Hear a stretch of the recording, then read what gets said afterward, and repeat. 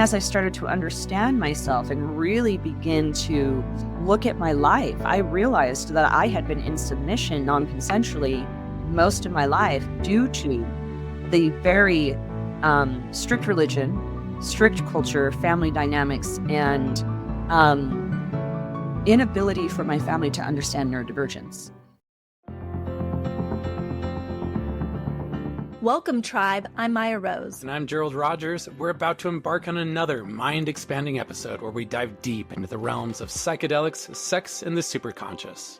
This is a transformational experience of healing, manifestation, increased clarity, flow, and alignment. So join us on this sacred journey as we receive the codes of transformation from scientists and psychonauts, shamans, tantra masters, mystics, and more. Together, we'll unravel the secrets of plant medicine, sex magic, and other tools to tap into higher states of consciousness. So why are we here? To answer the call, to share our passions and be advocates for alternative healing. So get ready for a ride that transcends the ordinary and leads you to the extraordinary, because living a legendary life is not just a choice. It's a sacred adventure. Hey, Mayah Rose here, and today on Psychedelic Sex and the Superconscious, I am so excited for a really delicious conversation. So I've got Madazon Can-Can with me, and they are an educator, a dominatrix, a performer, and I first met Madazon. She was on a panel at something called Psychedelics in the Beehive, and she was on something called Psychedelics and Sex. And what I really loved about Madazon is they were talking about how to really use kink and BDSM to reach higher states of consciousness. And so this is something that I've been super interested in. It's something I've heard a lot about. It's something that I haven't personally explored. So, of course, I want to have a conversation and just talk about this, because I think this is something also that's been widely misunderstood. And I think there's a lot of people that kind of stay away from it because they're like, oh, that's wrong, or that's bad, or that would somehow make me something. And I think it's actually one of the most profound ways to access higher states of consciousness. So Madazon, I'm really excited to have you on the show today. I'm so glad to be here. Thank you for connecting after the panel and inviting me on the podcast. I'm so excited to answer the questions and dive into all of this really, as you said, delicious, juicy, nuanced, and taboo territory. Mm-hmm. Well, first of all, I'm super curious on how you got into all of this. So I met you in Salt Lake. That's where I'm currently living. I think based on our conversation, that's where you grew up. Is that right? Correct. Yeah. So I'm a born and raised Utahn. And I always tell everybody I'm a little bit country, a little bit rock and roll, because I grew up in the middle of nowhere, Utah, in a little town called Annabella, where it was all horses and four-wheelers. And then on the west side in Kearns. So I had both perspectives of Utah, but I am now based out of Salt Lake City, but I've always been very, very attached to my home state, but have been in my adult years very well traveled. During my 20s, it was not uncommon for me to be gone 3 to 4 times a month, traveling out of the state, doing performances or learning and taking my own education into my hands in alternative education and trainings, not only in the US, but all over the world. Yeah, well, I love hearing your story, and I really want to know, how did a small town, somebody that grew up in a small town in Utah, become a dominatrix? So I want to hear a little bit about your personal story before we get into some of the questions, because I have a lot of questions for you. Yeah. So one of the things I've realized is being raised in Utah, specifically small town, there is a difference between country Mormons and city Mormons. Country Mormons tend to be a bit more orthodox because there's less influence from the outside world, and there's also less people, which means that the ability to control the populace is a little bit easier because there's not the neighborhood watch programs are a little bit different in the country. There was a period of time where all of my aunts and uncles and cousins, 60 plus cousins, lived within the same 3 blocks. So when we're talking about like unique styles of living, I am one of those people that have had to realize this is not normal. And because of the insular nature of being raised country Mormon, of being surrounded by my cousins and extended family and having everyone having the same belief system, what I began to understand as I researched more alternative styles of living, as I started traveling and talking to people, is the Mormon church is very, how do I say this lightly, is unconsciously pushing forth a domination style of control. So it's one of those things where people are born into it, but are they necessarily choosing it? That's where I began to have schisms because I never believed it, but my family was very dedicated. So in the country where everybody was doing the same thing, everybody had the same belief systems. I was related to pretty much everybody I knew. There wasn't a lot of external influence. I didn't watch a lot of TV. I, a large period of my teenage years, I was isolated even farther in the country on a ranch where it was 20-minute drive to anywhere. So it was only my family. The feeling of being non-consensually dominated by belief systems in my family really started to come around once I began studying BDSM. But how it actually came into my field was I was invited to Dom, a magician. So full disclosure, like I'm a clown, I'm a circus person. Part of my travels include performing on the circus circuit. And so that includes magicians. So a magician came into town, hired my clown sister, and wanted another dom. I hadn't ever professionally dominated anyone, but I agreed. And me and my circus sister set up this whole elaborate a scene for this magician. The magician came in, I got paid for, you know, uh, I'm trying to determine how revealing I can be. But basically, tying them up, spanking them, flogging them, standing on them. My circus sister is a hairstylist by trade, so he was bound to the chair, had a haircut while I was tying him. So we called it, it was called shear bari, like a shear bari session because we were shearing him and tying him up. And that was the first time I'd ever been paid. Then I had a taste for it. And I was performing again, doing wild and weird circus stuff, specifically in the Valley. And I was introduced to someone who I call Crow. And Crow saw my feet on the stage. That's all he saw. And after that moment, because the crowd was very, very dense and I was up high, I was introduced to him after I got off stage. And when I met him, shortly after this, like first pro domination session, I began to understand some things. And within 3 weeks of us engaging, me and Crow engaging, it was not romantic. I just like bossed him around and he came around and it wasn't sexual, it wasn't romantic, but there was a tension, there was an energy, there was an understanding. And after 3 weeks of engaging with him, I looked at him one day and I said, "Are you my slave?" And he said, "Absolutely, master." And that was it. And he was my slave for 5 years, currently dismissed. He's working on himself, and who knows if we're going to reestablish a dynamic. That's yet to be seen. But in 2020, I was performing in the vagina monologues. It's all very performance-based.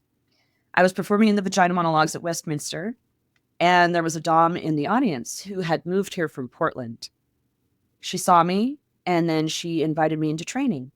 So 2018, first pro dom session. 2019, had my slave. 2020, started an official mentorship. But I had been being paid from 2018. But then as I started to understand myself and really begin to look at my life, I realized that I had been in submission non-consensually most of my life due to the very strict religion, strict culture, family dynamics, and inability for my family to understand neurodivergence. So there was no choice. It was, you do this because if you don't, these are the following consequences. And the consequences were not something a child would necessarily want to sustain. And in therapy and stuff, since then, sometimes it's difficult to talk about, but one of the things I've come to realize is my belief system as a child was you conform or death. It felt like death to my nervous system. And I'm an extreme case. Not all Mormons and ex-Mormons have this experience. I am an extreme case due to the isolatory nature of my upbringing. Yeah. Well, I want to point out a few things because I think this is really valuable to know. I think there are a lot of people that actually are in a position of submission, whether it be culturally, religiously, whether it be in a relationship, but they're there not by choice, by hypnosis, by mass hypnosis, by some kind of cultural belief system. And so I really just want to take a moment to acknowledge that, because whether we're aware of it or not, probably the majority of us have been in a position where we were actually a sub in some kind of relationship, culture, or religion. And we played that role without a choice. And so what I love about this dynamic, and as you are describing it, is your ability to be able to now take ownership and say, okay, this is something I want to claim or I don't want to claim. This is something I want to enter by choice or not by choice. And for those of us who have been, myself included, in those positions where we have been in submission with an organization or a religion or a person where we aren't choosing into that, it's this feeling like we're out of control. And that's actually not the way to reach the superconscious states. But when we now actually reclaim our sovereignty and say, okay, I have a choice and I want to choose to play this role because it's going to actually enhance my experience and bring me closer to God, source, universe, whatever you call that power, that being, that understanding, that greater understanding of who you are. And what I find really fascinating, and I don't want to spend too much more time on your story because I'd love to get into some of the other juicy pieces too, but what I find really interesting is it almost feels like this is something that was meant to be for you. Like this is like a soul calling for you to be in this position, this role, because it almost felt like it found you. Does that make sense? Correct. And it's one of those things where a lot of people, back to choice, people, well, did you choose this life or did this life choose you? And because domination is has such a strong emphasis on choice, all of the things that happened to me were invitations. Mhm. I did not go seeking, but what happened due to my upbringing and due to some very distinct events in my childhood is the energy of domination, of submission, of pain, of the darkness, of shadow, of an ability to understand the depths of the psyche and how to navigate the cultural hypnosis in a way that not many people know resonated out. And that's why these invitations came to me, not because I sought it, but because I just am it. And that's hard to explain because you can learn how to be a dominatrix. And I'm currently in a training program with Mistress Damiana Chi. Go Mistress Damiana. And it's incredible, the Evolutionary Dominatrix Academy. But this is 6 years into my journey. What is the fascinating thing, as you said, is I was invited into it, but I am it. And that's why the invitations arrived. Yes, absolutely. And so I want to get into, once somebody chooses into this experience, they're choosing into kink, they're choosing into BDSM, and maybe in a little later on we can address like how does somebody get started with that. But first of all, I want to talk about what really are the benefits of it. Like how have you seen this change you? How have you seen it change your clients? How do you evolve through this? There's a book written, I think, called Existential Kink a while ago, and it kind of talks about this idea of how we seek out certain things because they actually help us grow and develop.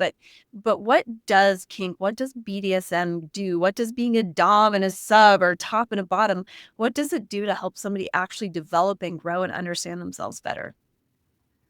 Ooh, that's an enormous question. And I love this question, right? Because it's not always fun. It is one of those things where people are very attracted to it and they think they know what it is.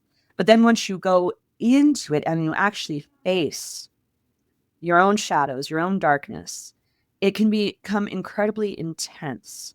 And so as far as like a container of personal growth, there is nothing I have met in this universe that makes you face those deep shadows like kink. because it's not just pain and pleasure. It's not a physical experience only. It's extremely mental and emotional.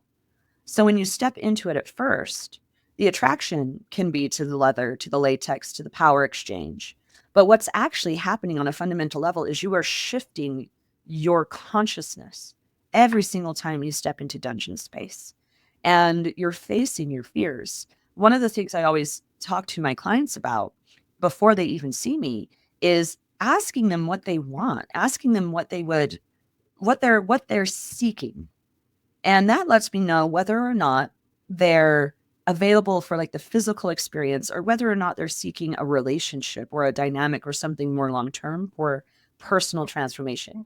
I call myself a transformational dom, because what I'm doing is I'm taking someone in a state of like usually unacknowledged shadow, like they're ready to face the shadow. It's a very Jungian thing for me, but it's usually unacknowledged. It's like the shadow is right there, but they haven't fully integrated it yet. And I help with that integration, which means we touch all of the trauma territory. And there's a lot of people that are working to have kink be recognized as a therapeutic model, specifically in New York City.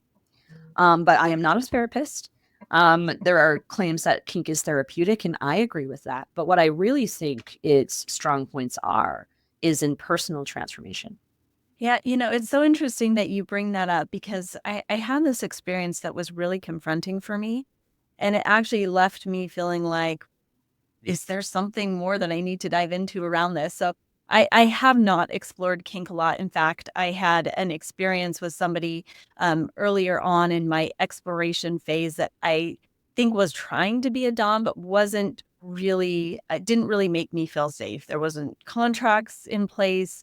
I was in a position where I didn't feel like I could communicate what I wanted, and I felt kind of unsafe. So I think I've kind of stayed away from it. But as I got into this relationship that I'm in now with my husband, who I trust fully and love with all my heart, we decided we wanted to try something. So we got these ties for the bed, and I had my arms tied and my legs tied, and I couldn't move. And I went into this like deep space of fear. And it's interesting because I've experienced a lot of psychedelics, ayahuasca being one of them.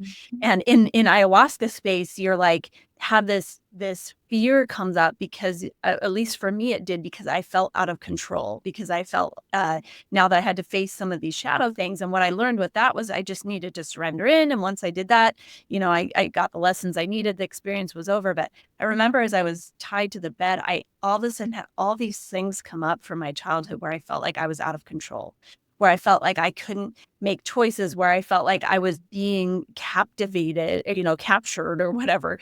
And as we had this experience, even though I was with this person who I fully trusted and loved and adored, I really had all of these things come up around me being controlled. And it was an experience where I think I knew consciously, if I fully surrendered into it, that I would probably gain some healing, but I struggled in doing that. And so I don't know if you have that same experience with other people, but when they're in this space, and I'd love for you to comment if any thoughts come up for you around that, but also how do you set a safe container when you're doing this work? And how does somebody, like, say they want to experiment or try it with somebody that they fully love and trust? How do you create a space that actually allows for that surrender?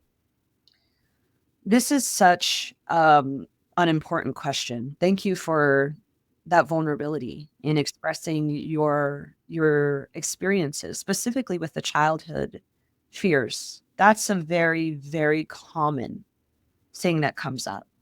And one of the things that some kink explorers do is experience the little space or the middle space, which is called like where you're feeling like an infant or a teenager, or there's a space where you are not your age, you're in a different age range. That's a very common experience for people, because it does get all the way back. Similar to ayahuasca, similar to other medicines, you can feel or unlock memories that come from a different time. So with that being said, that creates an even more important emphasis on sustaining safety throughout the scene, not just at the beginning, but throughout. And there's a myriad of ways to do this. And one of the things I firmly believe is in being out and open about what I do, having all of the listings of my experience, my education, my training, reviews, blog posts, all of that. And I really encourage any client that comes to see me to fully get to know me so that they can resonate and figure out whether or not my frequency is going to match theirs. And then I have then I have an email exchange, and then I have a phone call. These are all protocols, right? Get to know me. If you're really sure, then email me. If you're really sure after that, then you'll have a phone call, and then you'll see me actually in physical space. One of the things that I do is I don't do a whole ton of outcall. I don't go to people because I've curated my space to be a nest, to be the place where they can relinquish all of the things that hold them to themselves. If we're in a hotel or a motel or, that's not necessarily safe. You can feel or hear people. You know that there's the potential for someone to knock on the door. Or so with my space, with my dungeon, it's curated specifically to allow release. And so the containment starts from the moment they enter my inbox. And then I'm holding them. So by the time they get to me in physical space and I hold them in physical space, there's a trust that I'm not going to mishandle them. Yeah. And that's hard to build, and that's hard to create when there's history. So what I see with couples is a lot of the time there's already been mishandling. And that's nobody's fault.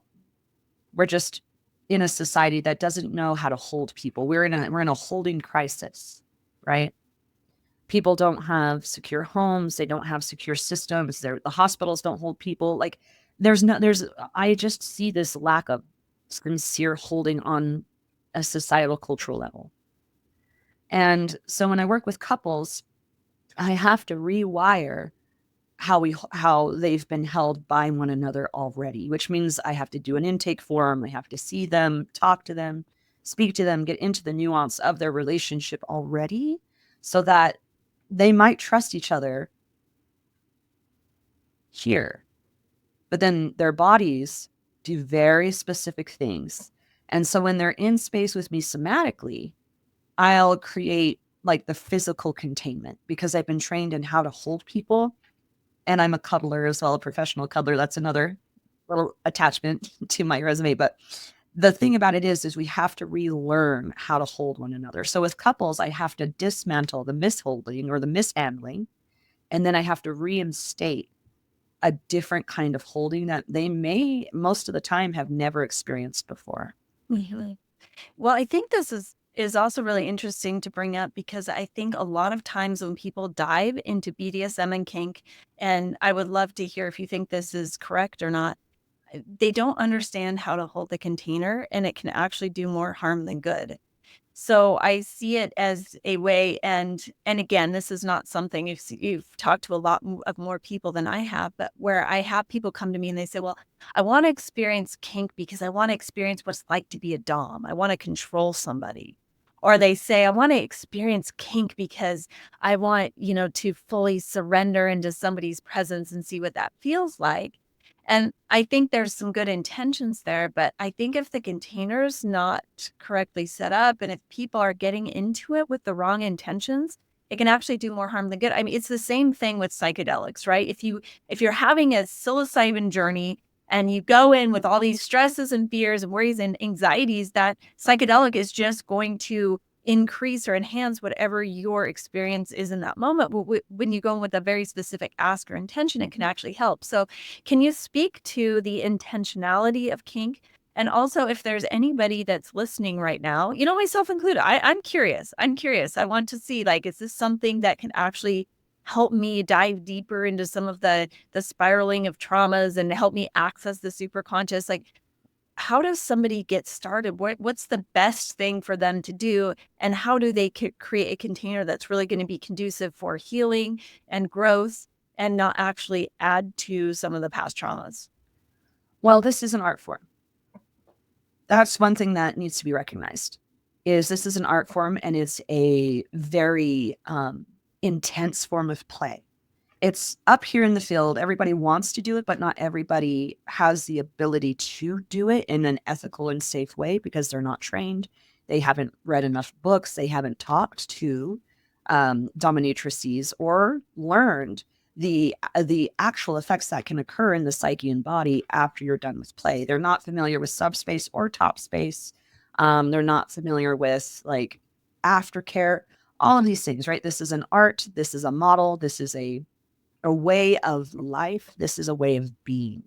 So when I'm speaking to people and they're fascinated by it, I always get into, again, back to what do you want? What do you desire? What are your intentions behind this? How much work have you done? Are you currently in therapy?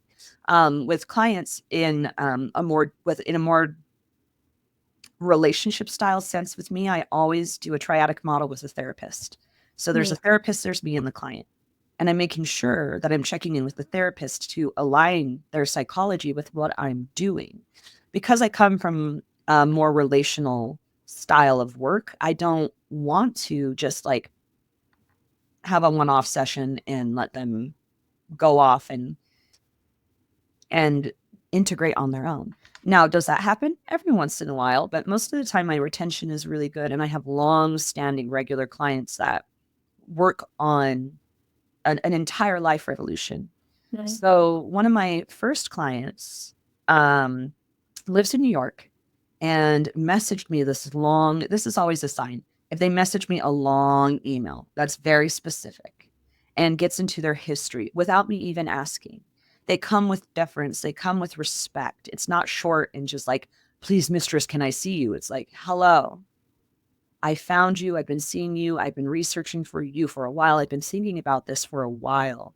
I can tell that they're ready to do the personal work. Now, pick up play exists, like fun experiences exist, demos exist. So when people are looking to enter, there's all of that. But if they're looking to create the space of deep personal transformation and not just like I got paint, I'm a dom.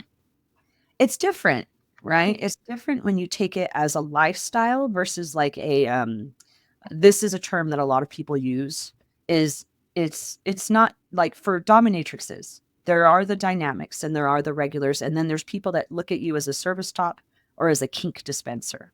Sure. That happens. So if you're just dispensing kink, like you say you're a sub, put the quarter in and I'll just dispense experiences for you, that's valid. But that's not necessarily what I would call domination. That's what I would call topping and bottoming. Mm.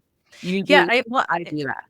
and I like that distinction because really one of the biggest things that I'm getting from our conversation so far is there are these different levels. So you can have a kinky type experience within your relationship, right? And it can be fun and it can be playful and maybe it brings up some stuff.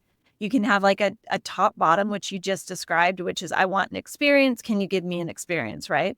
And then you have this practice, this lifestyle of what it's like to be with a dominatrix. And it was interesting. I was talking with somebody recently who is part of our tribe, our Burning Man camp. He's an amazing man. And he also plays in this space and he calls himself a dom. And he said that before he became a dom and he was a sub for 2 years.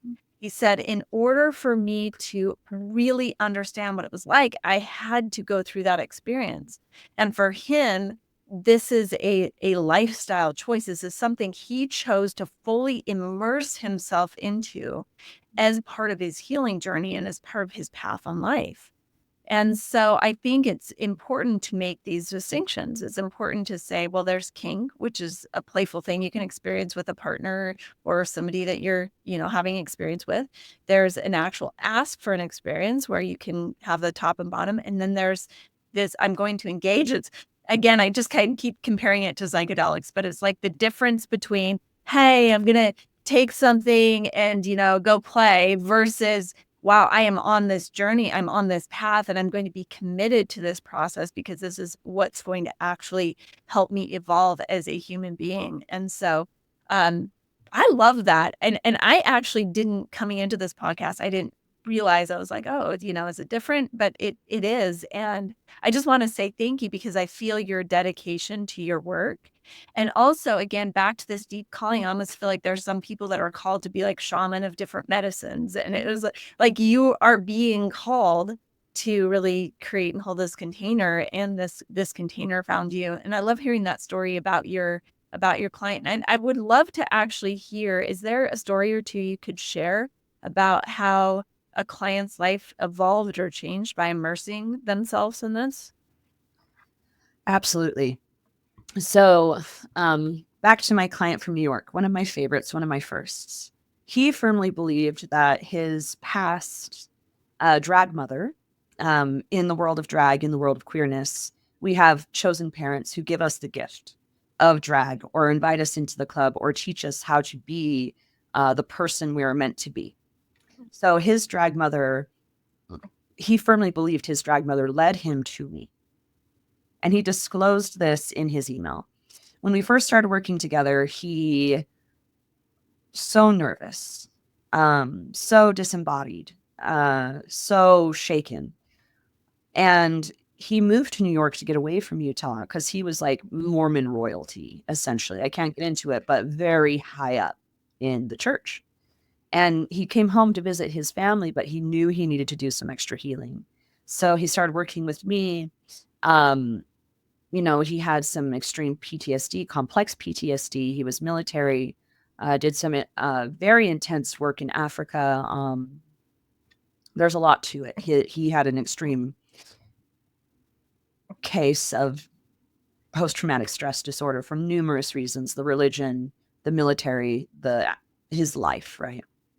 So when he would come to see me, he always had to have all of these medications. And he was like, I can't actually be in my life if I'm not taking this medication every 2 hours. And it was an anxiety medication. So one of my things was to always make sure that I gave him his medication at an appropriate time. It didn't matter if our sessions were afternoon, evening, morning. I always had to give him this medication. And then slowly over time, the medication started to, like, instead of 3 pills, it was 2. Instead of 2, it was only if I need it. And then this last time he saw me, he was like, I don't have to take the medication anymore. Wow. And I was like, really? And he's like, no, I feel really good. And he's like, a huge piece of that is coming home to Utah, seeing you. And he also did light therapy while he was here. So he saw me, combined it with light therapy.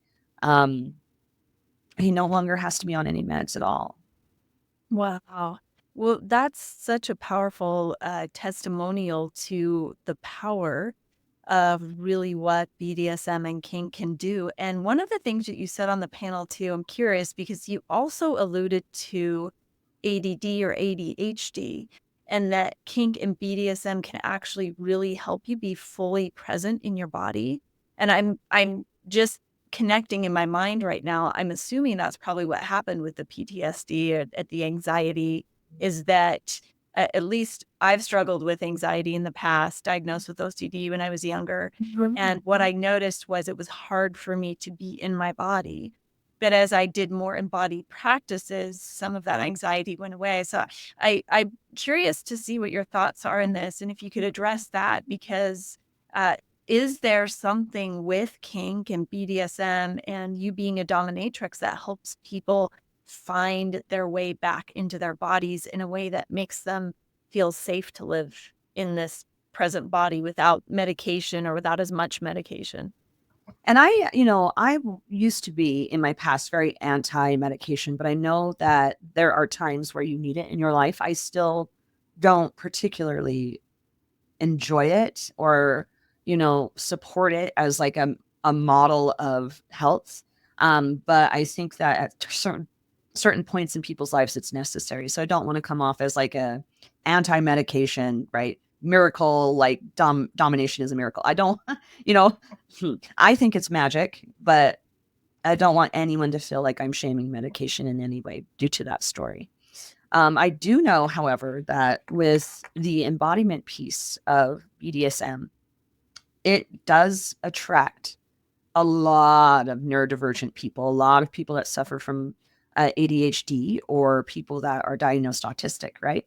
And part of that is like the structure, the rules, and the holding and the focus, because it's very hard to be on an ADHD squirrel pattern when you are focused, when someone is holding your attention, holding your body, holding that your, like, what in the mind is perceived as your life, your safety, your security in their hands. So that like really triggers the body into a focused response. You combine that with pain and it's there. So a lot of people who are neurodivergent or have ADHD really are attracted to kink. There's a whole conference on it called Thrive, and it focuses specifically on neurodivergent and people that have ADHD and people that are not neurotypical. Thrive. And it's a huge component of the community where pretty much everyone that I know has some sort of neurodivergence because they're drawn to this work for a reason. They need to come back to their body for a reason because their minds are spiraling or distracted or have extreme cases of anxiety, OCD. These are all things that I hear about and that I work on and that I have myself. And I think it's just you have another person because something that neurodivergent people really need is a body double. Your Dom is essentially your body double, holding your focus, giving you tasks. You can let all of that other thing, all of the other stuff go because you've placed your trust in this person and that you know that you don't really have to do anything for the next 4 hours except listen and do what they say because you've chosen to do that. Yeah, it's interesting. Even as you're talking about this, I'm having this like embodied experience of excitement right now. I'm like, wow, it sounds amazing. That like something in the way that you are describing that is making my body say yes and feel excited. And so I think that that's a really valuable thing to bring up. One thing that I noticed, just a brief experience that I have had that I have noticed is that I hold space for a lot of people. So I run large groups, large ceremonies, events. And oftentimes what would happen is I have an empathic nature is during these events or ceremonies, there'd be a lot of healing or releasing that was being done, which is amazing. And my body would need to feel that. So the experience would be something like I would be leading a ceremony. There would be a lot of people. They would be going through a journey. They would feel a lot of things. And at the end of the experience, they were feeling euphoric because they felt like they just released a bunch of stuff, had healing experiences, or feeling more embodied and loved than they've ever felt before. And meanwhile, I would have to sneak off to a room and cry for an hour and just allow that to process through me. And that's not bad. And I recognized, this isn't mine. This is a process that I'm going through. And I also recognized that I didn't really enjoy having to remove myself for an hour in this heightened state of euphoria of everybody. I wanted to be out there with them. I wanted to be celebrating and having a good time. And then I found flogging. And this was really interesting because a friend actually introduced this to me, the beautiful like elk skin flogger. And I had an experience where I wasn't holding space, but I was feeling a lot of things moving through my body. And when I laid on the bed and she was flogging my back, I could feel the energy moving through my body in a way that I'd never felt before. And it was really interesting because it wasn't from the head space, it wasn't from the heart space, it was a somatic experience. So I got curious and got a flogger. And my husband, when the next time we held space, I said, my body's feeling like it wants to be flogged right now. Can we go back into the bedroom? We went back into the bedroom. I experienced flogging and I could feel the emotions in my body. Every time the flogger hit my back, it would like catch the emotions and he would drag it down my back. And it was like it was pulling the energy that normally I would have to take an hour in crying to process. I could feel it being pulled out of my body. And then I had an orgasm at the end, which again was like a burst of energy that just seemed to, it seemed to take all that energy I was holding and just, it was now transmuted. And it was a 5-minute experience that then I came back and I was feeling euphoric. I felt like I'd moved the energy. So in your share, I'm relating that to the experience that I feel with the flogger, and I can imagine that that's what people experience in the kink and BDSM. They're probably holding a lot of stuff. And this is an opportunity for whatever they're holding in their body or in their hearts or in their heads to just be transmuted during that experience. So would you agree with that? Does that resonate with you? Yeah, I keep nodding as you're talking because these are all things that definitely happen in dungeon space or kink space, right? Mhm. I always talk about the fact, and I say this to every person I work with, is I have them really like smell the flogger, kiss the flogger, hold the flogger, feel the flogger, because I tell them this is a creature. You are dealing with another creature's skin. And with co-regulation, it doesn't matter if this creature is dead. The skin of this creature still lives. This is your like when in the leather world, when we go full cow, which means head to toe leather, right? You are in your second skin. You are in another creature. You are enveloped by the animal, the primal, Mhm. the unconscious that's deeper and down and what we know to be true. The Yeah. inherent like respect that we have when we embody skin. So it's like Mm. the soul doesn't ever leave, right?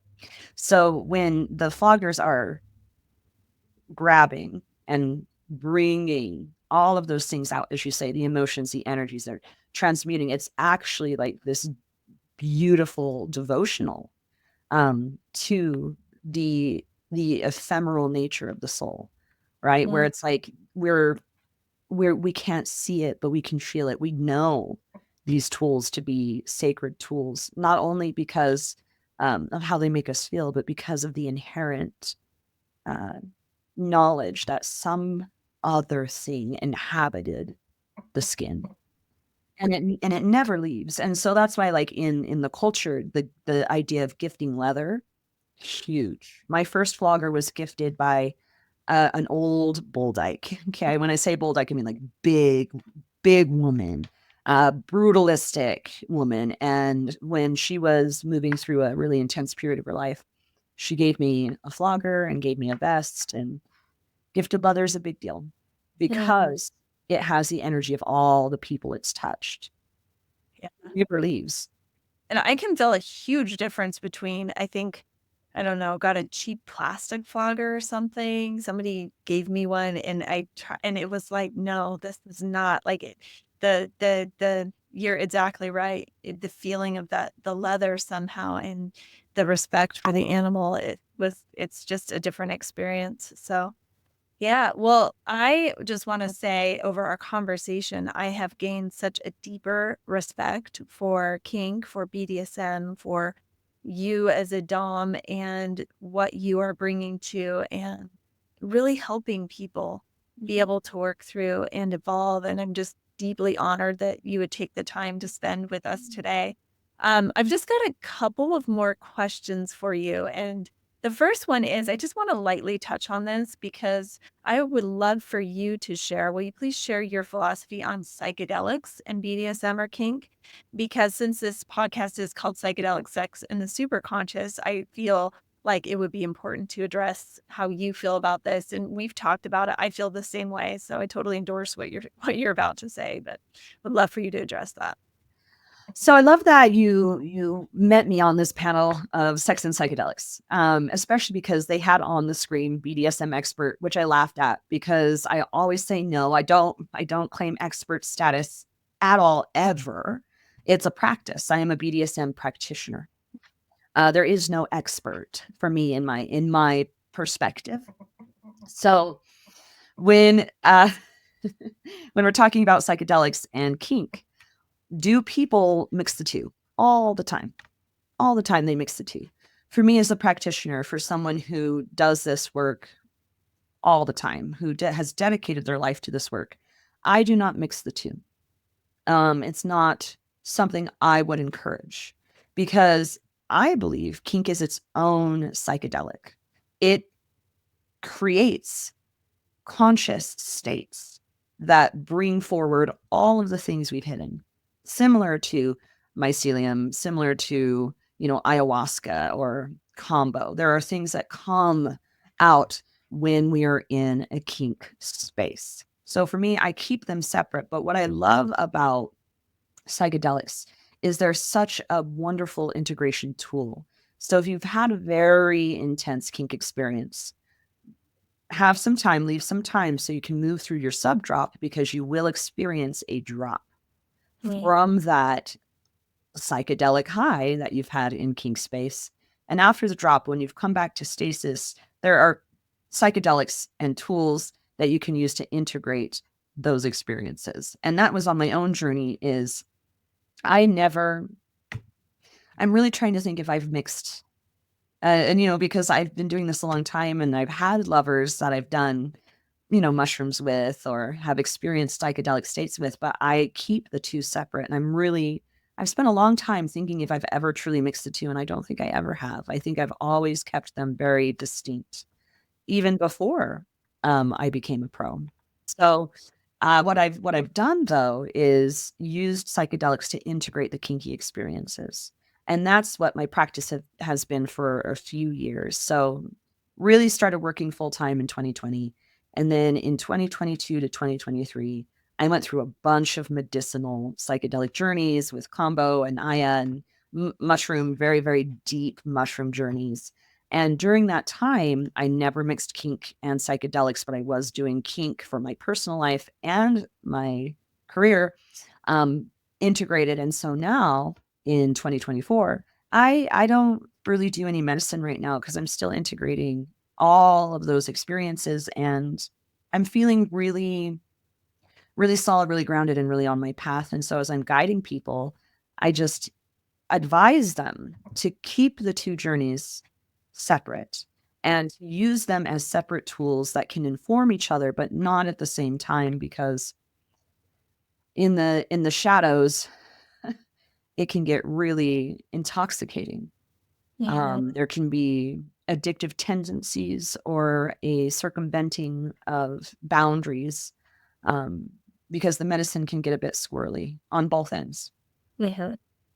Yeah, I really agree with that perspective. And I think it goes back to reverence and respect, treating any psychedelics with reverence and respect. Any time you enter into this kink and BDSM space, what I'm learning from you is when you teach it, when you really come from a space of reverence and respect, then that is something that you will get so much more out of the experience because you've been intentional about it, because you've gone in with this reverence. And also, just really, again, the importance of integration.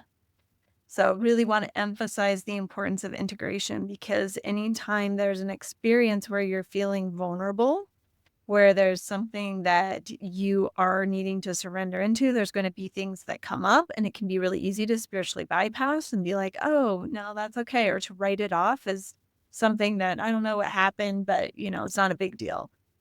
And then we're really denying ourselves of that evolution and our access to the superconscious. So 2 more questions for you. Second to last question is, how would you describe the superconscious states that you've experienced or that you've had your clients experience through this? Oh, wow.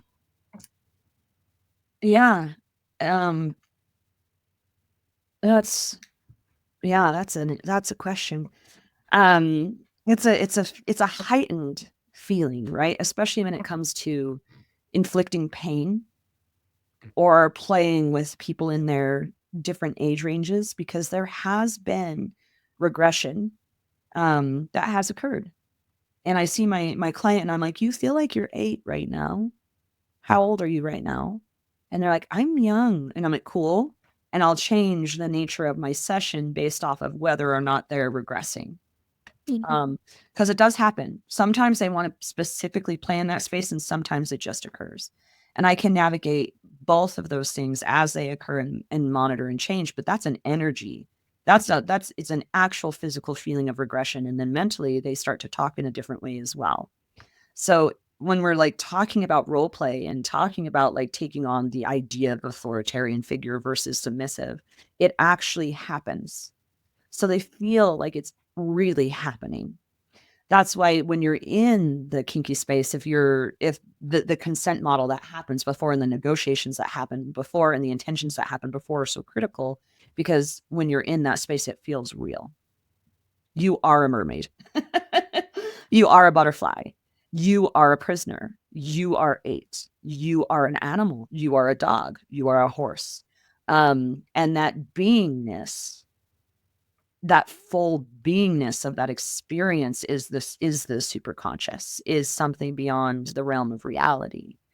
Um, and even with like deep pain, the reactions to deep pain can be numerous. Wild, insane laughter, which is why you usually strap people down if they're going through very intense pain experiences, because they actually don't know what their body's going to do.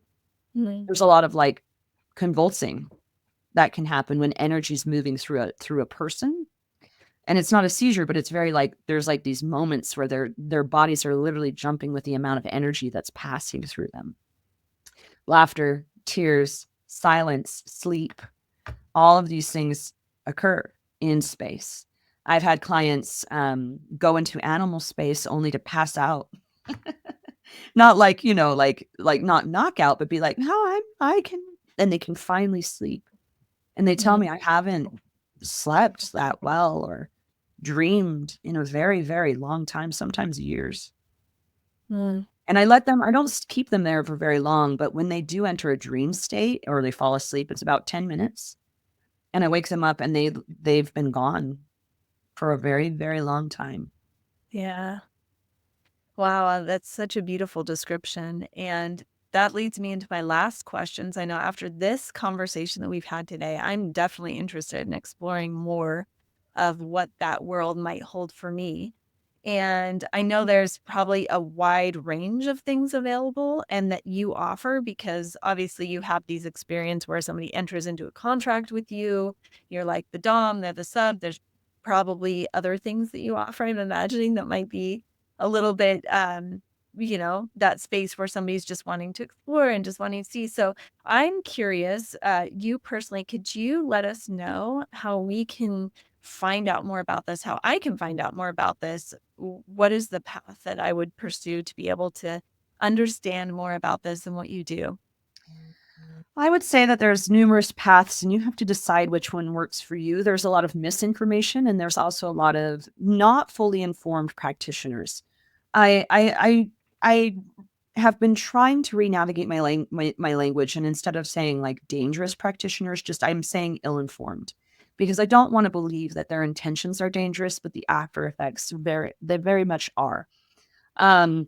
So vetting the community, asking people about what spaces to go into, and then also entering those spaces and feeling for yourself whether or not the practices resonate with you. I'm currently on a big like shift in my own work where I'm looking for sober only spaces, right? No alcohol, no psychedelics, kink only, very education based, very like focused on how submissives and doms interact with one another in space in either a dynamic or either like a top bottom experience kind of scenario. But you really have to vet your community. On my website, I have a list of resources. This includes websites, books, tools, Instagrams. I still need to add Blue Sky because that's a new thing, but it's on my website. Resources. I suggest reading, and also applying that learned mental knowledge to the physical space. Taking as many trainings as you can. Getting online, seeing who's offering classes from vetted people that you trust. I teach, I instruct, I hold courses here for people to know the psychology, and then the physical embodiment stuff comes later. But a lot of what I've witnessed here is a community that's very scared and very fractured, trying to figure out how to make it work. And we're truly in a building phase. So if you want to be part of the building phase, you need to vet, feel, and align with the communities that you really resonate with, instead of just settling for what's there, which honestly, a lot of what's been here has been really toxic and dangerous, not sober, full of alcohol and abuse. So we're in a rebuilding, re-navigating, dismantling the old structure, building the new. And as far as like domination and submission goes, women really are the ones leading the charge, because if anyone knows what non-consensual domination is, it's women. So I Yes. highly recommend queer, femme, them-centered spaces run by women as opposed to masculine-led spaces, because we are entering a new paradigm in kink, and men have always been given the inherent role of dominator. And so I highly suggest working with women-led spaces where you can hear the other side, because female domination is on the rise for a reason. It's not that I don't love male doms. I really, truly do. I've learned a lot from the male doms and tops that I've experienced, like trainings from, or like personal experiences with. But as far as like learning and what we're building, I highly suggest queer and femme-centered leadership, because again, of the very real reality that the world has been run by the patriarchy, and it deserves an acknowledgement of balance.